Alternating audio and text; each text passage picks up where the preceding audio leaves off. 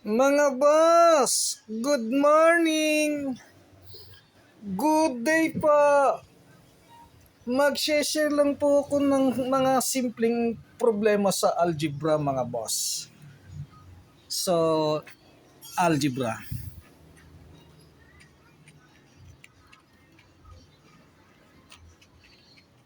Ayan mga boss, algebra. So, makaka-encounter po tayo ng ganitong problema mga boss. A squared plus A squared plus A squared equals 75. Ayan mga boss, makaka-encounter tayo ng ganyang problema. So, solve po natin for A. Solve for the value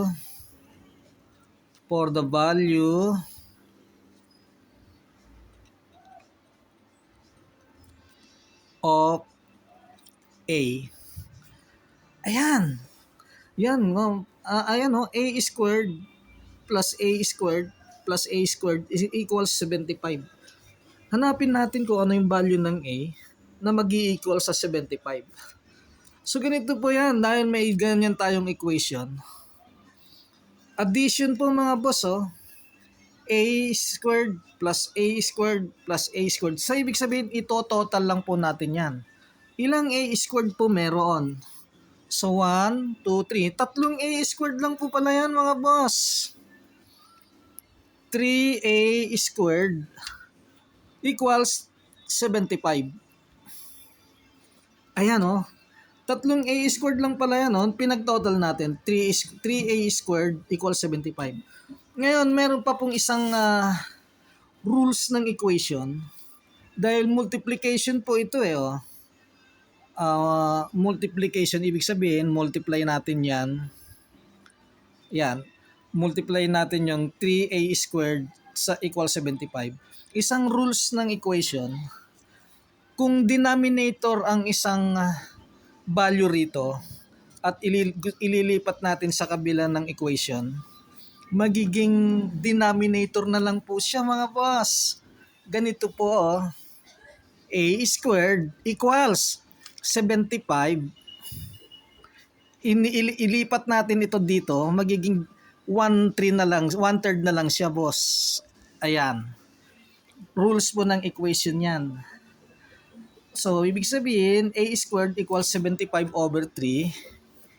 A squared equals 75 atin sa tatlo, 25 po. Ayan. Ngayon, yung A squared natin na yan, A squared equals 25. Para lumabas na A na lang ang value natin, square root natin po. Square root natin to. Ayan, square root natin siya. Yan. Rules po uli yan. Any value of A na squared at in-square root natin yan, automatic A na lang po siya. A equals square root of 25. Ayan. So, meron tayong A equals square root ng 25, 5. Ayan. So, ang A natin ay 5.